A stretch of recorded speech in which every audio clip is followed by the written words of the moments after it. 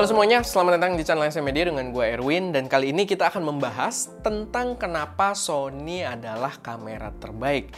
Jadi buat yang belum tahu, kita lagi bikin sebuah series. Walaupun jadwal tayangnya nggak menentu ya, semutnya gue aja. Tapi kita bikin beberapa series video dimana gue pengen bahas tentang kenapa sih ini adalah brand kamera terbaik. Kenapa sih ini adalah kamera terbaik. Dan sebelumnya kita udah ada penjelasan tentang kenapa Fujifilm adalah kamera terbaik. Kalau kalian belum nonton, silahkan nonton. Ada di atas sana. Dan kali ini kita bahas tentang Sony. Kenapa Sony adalah kamera terbaik. Tapi gue harus kasih catatan dulu. Gue nggak percaya ada kamera yang terbaik untuk segala hal, untuk semua orang. Gue yakin setiap brand kamera punya plus minusnya masing-masing. Dan di series ini gue akan coba untuk kulik kelebihan dari masing-masing brand tersebut, apa yang membuat fanboy mereka bener-bener seneng sama kamera-kamera mereka gitu. Termasuk ya di video ini kita akan bahas tentang Sony. Kenapa Sony kamera terbaik. Nantinya kalau ada pembahasan yang kalian rasa kurang setuju, yang mungkin kalian punya opini sendiri, pengen didiskusikan juga, boleh taruh aja semuanya di kolom komentar. Nanti kita diskusiin lagi di sana. Dan gue juga mau disclaimer kalau video ini tidak scripted ya. Jadi kita berusaha untuk ngobrol santai aja. Gue based by point aja yang gue lihat di iPad gue ini. Jadi kalau misalkan nanti ada kata-kata yang agak ngelantur, agak kepleset, tolong dimaklumi gitu ya. Karena ya balik lagi ini cuma by point aja. Tapi mungkin sekarang kita langsung bahas aja kenapa Sony adalah kamera terbaik. Pertama, Sony sendiri itu adalah brand yang pertama kali bener-bener seriusin ranah mirrorless profesional. Jadi sebelum brand lain itu mulai ngelirik mirrorless, waktu itu masih perang besar antar DSLR gitu ya, terutama Canon dan juga Nikon. Sony itu yang pertama ngeluarin lini-lini profesional mirrorless. Dan itu membuat mereka punya advantage sebagai early adopter gitu. Yang pertama jalanin mirrorless, otomatis teknologinya, developmentnya seharusnya mereka lebih maju. Dan memang yang gua lihat itu mencerminkan apa yang terjadi sekarang. Lalu nanti soal teknologi kita bahas lagi lebih jauh, tapi di luar teknologi pun kalau misalkan kita lihat pada third party aksesorisnya, sekarang Sony juga benefitnya luar biasa gitu dibandingkan dengan brand-brand lain. Kayak lensa third party itu paling komplit punyanya Sony. Kayak sekarang aja nih kita habis ngambil A74 kemarin, kalau kalian belum nonton, cek juga videonya tentang kita ngambil si A74. Sebabnya itu kenapa gitu kan, kenapa kita ngambil. Cuman di sini kalian bisa lihat, gue kemarin beli body only doang, dan di sini gue udah pasangin sebuah lensa, tapi bukan lensanya Sony, lensa Sigma. Jadi dari dulu itu ekosistem lensa Sony udah paling kuat. Mereka punya Sigma, punya Tamron, punya Tokina, punya Samyang, punya basically semua lensa third party itu bikin lensa Sony gitu. Jadi mereka punya ekosistem yang kuat juga. Terlepas dari lensa pun kurang lebih mirip. Kalau kita berbicara soal gimbal, koneksi dari gimbal ke kamera, biasanya itu compatibility listnya paling lengkap adalah kameranya Sony gitu. Jadi mereka udah punya ekosistem yang sangat kuat, dan ini salah satu yang membuat fanboy Sony itu juga kenapa banyak banget. Kenapa mereka yang pengguna Sony bener-bener demen gitu sama kamera mereka, karena hassle free juga ketika menggunakan aksesoris gear yang mensupport kameranya. Lalu soal komunitasnya juga udah nggak usah ditanya, banyak banget ya. Walaupun memang kalau gue lihat sebenarnya komunitasnya agak subjektif. Kalau kita lihat in general sebenarnya memang mereka kuat-kuat. Nggak cuma Sony, Fujifilm pun menurut gue yang mereka menguasai pasar nggak sebesar Sony dan Canon, tapi komunitasnya kuat banget. Dan Canon pun, apalagi Canon salah satu brand yang besar juga, mereka juga punya komunitas yang kuat banget. Tapi entah kenapa, gue sih ngerasain gitu. Maksudnya gue sebagai reviewer kamera yang gue pun bukan pengguna Sony banget gitu ya di sini. Kita utamanya pakai Fujifilm, tapi gue bener-bener ngeliat banget gitu. Rata-rata gue kalau join grup kamera, grup gear gitu kan, grup vendor-vendor, distributor third party, ya rata-rata tuh pada banyak banget di dalamnya ada komunitas Sony lagi. Jadi komunitasnya memang kuat banget, dan ini mungkin bisa jadi salah satu pertimbangan juga untuk para Sony user kenapa mereka memilih kamera Sony untuk mereka gunakan. Lalu menyinggung soal teknologi lagi, sebenarnya gini, terlepas dari UI-nya yang lumayan susah buat dipelajari, walaupun Sony sekarang kayak di A74 ini, start di A7S3 kemarin, mereka kan UI-nya udah baru, udah full touchscreen juga bisa kita operasikan. Cuman Sony itu Mereka biasa naruh fitur yang menunya tuh ada di dalam menu, ada di dalam menu, ada di dalam menu gitu. Dan kadang ada satu menu aktif yang membuat satu fitur tidak bisa diaktifkan. Memang di situ terlepas itu sulit, tapi itu ada penyebabnya sebenarnya. Itu karena mereka memang menawarkan fitur yang luar biasa banyak gitu, luar biasa fleksibel. Cuman kalian harus pelajari. Kayak contohnya misalkan mungkin yang gampangnya kalau misalkan kita pakai Fuji simple banget. Lu mau pakai lock profile ada F-lock udah. Lalu kamera lain juga mungkin Nikon N-lock. Lalu Canon juga ada C-lock 1, C-lock 2, C-lock 3 kalau nggak salah. Walaupun di kamera mirrorless-nya sih kayaknya terbatas di biasanya C-lock 2, C-lock 3. Sedangkan Sony lo punya, dia punya S-Lock juga mirip kayak C-Lock, itu ada S-Lock 2, S-Lock 3, tapi di dalamnya lo akan milih lagi color space, akan milih lagi gamutnya gitu. Jadi fiturnya banyak banget gitu dan bisa kita atur sampai ke dalam-dalamnya. Cuman itu menyebabkan menunya jadi agak sulit untuk dioperasikan untuk para first user gitu, sehingga yang harus dipelajari itu agak lebih banyak. Tapi balik lagi, kalau kita ngomongin kelebihannya, yaitu membuat teknologinya kalau kita lihat in general itu sangat luar biasa di kameranya Sony. Lalu untuk autofocus, Sony juga yang pertama membuat gua kagum ya. Jadi mereka yang pertama menyempurnakan, menurut gue menyempurnakan sistem eye tracking autofocus. Dimana sebelumnya tuh kamera, jadi gue pertama nyobain sih di A6400. Sebelumnya eye tracking autofocus ya udah gitu kan, dia akan ngedetek mata. Tapi kalau misalkan kita nengok dan kamera nggak menemukan mata kita kan biasanya dia langsung cari ke titik spot mana terakhir kita pilih titik autofokusnya, dan itu biasanya kadang membuat fokus kita berantakan. Tapi pas di A6400 itu menurut gue keren banget karena setiap kali kita nengok dia akan tetap nge-track di kepala kita gitu. Dia tahu kalau ini orang lagi muter balik dan matanya nggak ketemu, tapi tracking pointnya tetap di kepala si objek tersebut, sehingga membuatnya enak banget gitu buat dipakai, fokusnya nggak langsung lari-lari. Begitu juga mereka juga yang awal-awal dengan autofokus mata hewan dan semacamnya. Walaupun sekarang udah mulai disusul sama Canon bahkan sampai udah punya autofokus untuk mobil gitu ya, untuk kendaraan. Cuman ya dulu Sony termasuk yang major update banget dari segi autofokusnya. Bahkan mereka sempet yang bener-bener nomor 1 bisa gua klaim.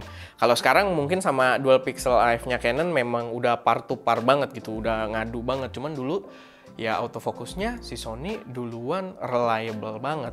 Lalu kemampuan low light itu juga udah jadi rahasia umum ya. Kemampuan low light Sony udah biasa diketahui orang-orang, itu mantep banget. Kalau kalian banyak syuting di kondisi-kondisi yang cahayanya kurang bisa terkontrol, biasanya sensor-sensor kamera Sony itu bakal lumayan oke gitu. Terutama lebih spesifik pada jajaran A7S ya. A7S kalau kalian kayak untuk fokusnya video, A7S karena megapikselnya juga kecil, dia jadi ukuran per pixel lebih gede, dia ISO performance-nya akan lebih baik gitu. Jadi itu juga jadi apa ya? Cuma kadang agak overrated sih. Kadang itu nggak rata sebenarnya di semua kameranya Sony. Cuman itu jadi satu konsep yang dipahami orang kalau Sony adalah kamera yang kuat low light. Gue nggak mengelak itu, bener. Kamera Sony rata-rata sekarang kuat low light. Cuman kadar atau kemampuannya tuh antar tipe kamera agak berbeda-beda juga. Jadi kalian harus memahami itu juga.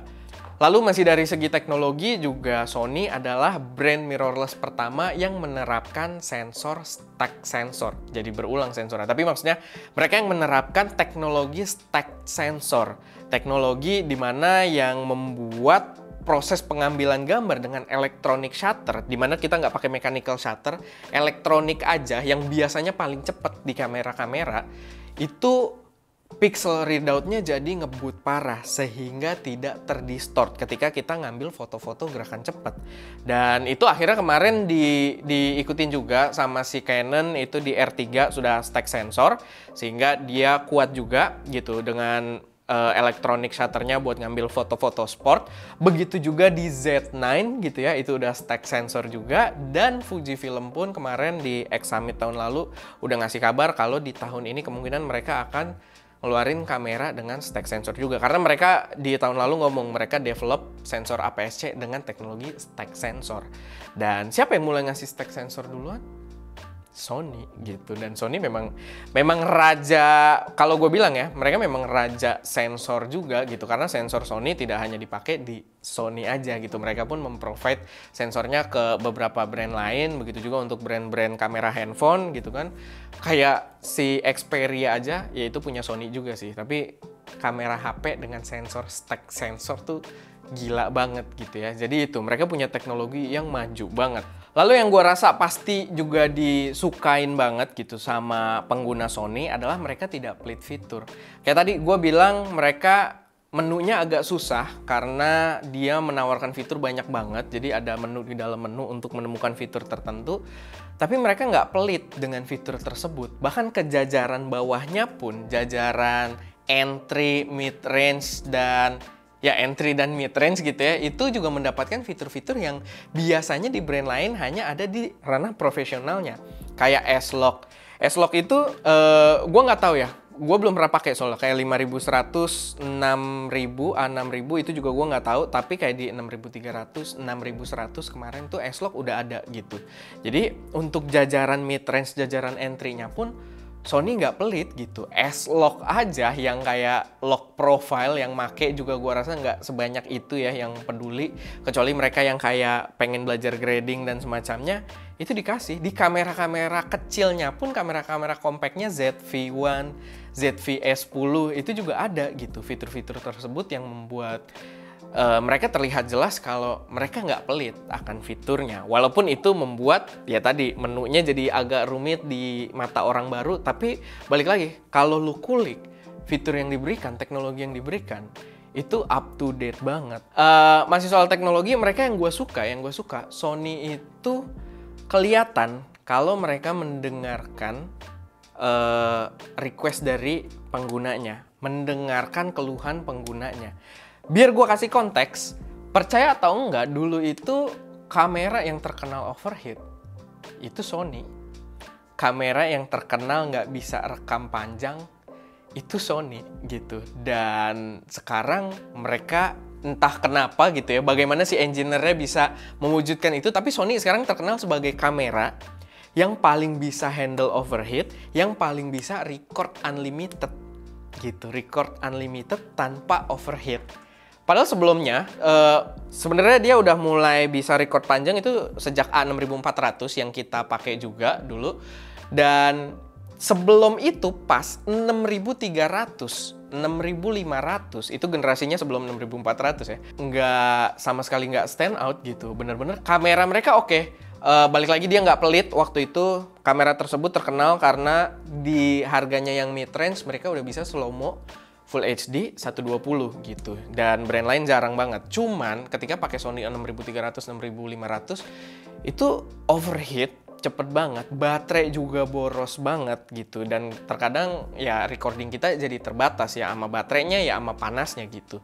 Tapi setelah munculnya A6400, seterusnya kamera-kamera yang datang setelah itu teknologinya Sony bener-bener overheat udah nggak kenal gitu dengan nama overheat. Akhirnya pindah. Yang terkenal overheat jadi Fuji, begitu juga sama Canon ketika kemarin ngerilis R5 gitu ya, yang digadang-gadang membawa 8K, tapi ternyata 8K-nya cepat overheat. Begitu juga di 4K oversampled-nya juga cepat overheat. Nggak cepat, masih bisa dipakai, cuman ya itu. Jadi mereka yang malah kena isu overheat. Sony adalah brand yang paling tepat kalau kalian pengen record panjang. Dan menurut gue itu sebuah perubahan besar yang diciptakan oleh sebuah brand kamera gitu ya, dimana mereka benar-benar denger keluhan dari usernya dan memperbaiki hal tersebut. Begitu juga soal UI. UI-nya selalu diserang kan. UI-nya kita pun termasuk reviewer yang selalu nyerang UI-nya Sony. Mereka berusaha memperbaikinya. Bukan tanpa langkah sama sekali, mereka akhirnya bikin UI baru di A7S Mark III. Walaupun agak lucu, UI baru udah dikenalkan, lalu waktu itu muncul lagi A7C masih pakai UI lama, ZV-S10 masih pakai UI lama gitu. Jadi orang-orang kok gini sih gitu, jadi agak sangat disayangkan. Tapi paling nggak mereka berusaha gitu. Di A7S3 udah UI baru, dan di A74 ini pun sudah membawa UI baru juga. Itu benar-benar didengar sama mereka. Begitu pula soal video format. Jadi Sony kan tadi ekosistemnya udah bagus. User, profesional, videographer banyak juga yang pakai Sony. Tapi dulu itu Sony sebelum A7S III mereka punya format video yang itu-itu doang, namanya XAVCS.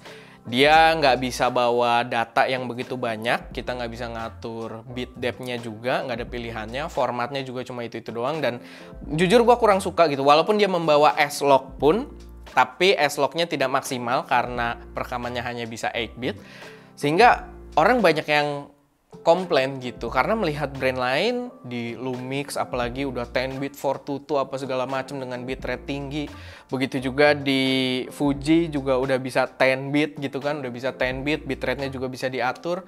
Nah, akhirnya Sony di A7S III memperbaiki itu gitu. Di A7S III dia kasih ada XAVCS masih dibawa, tapi XAVCS-nya sekarang mendukung 8-bit, 10-bit, lalu ada XAVCHS, lalu ada XAVCSI gitu. Jadi pilihannya banyak banget. Kalian pun bisa record 10-bit internal gitu. 10-bit, 8-bit, bebas milih mau H265, H264. Jadi bebas milih gitu. Kodeknya pun kalian bebas milih. Kontainernya sih kayaknya tetap MP4 ya. Kayaknya dia nggak ada MOV, gue jadi agak lupa di situ. Tapi maksudnya fleksibilitas kalian secara profesional untuk videographer gitu ya, terutama itu jadi lebih luas lagi. Dan itu update besar gitu. Dan itu termasuk gue kira hanya akan hadir di jajaran high-end-nya, dan ternyata masuk juga di A7 IV ini yang merupakan opsi yang ya bisa dibilang mid-range lah untuk full frame-nya Sony gitu. Dan gue bener-bener suka banget dengan kamera ini, dengan dia membawa pilihan format-format video tersebut. Lalu kalau kita ngomong soal warna, ini sebenarnya agak ribet sih untuk Sony ya, karena soal warna dia lumayan pro dan kontra.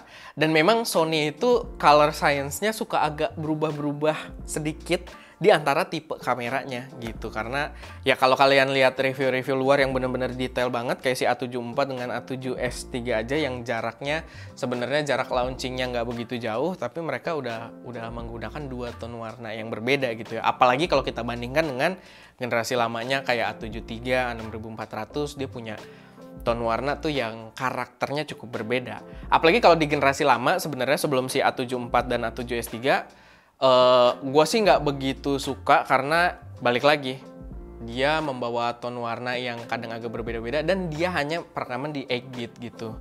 Jadi file videonya nggak sebagus itu juga buat di post processing.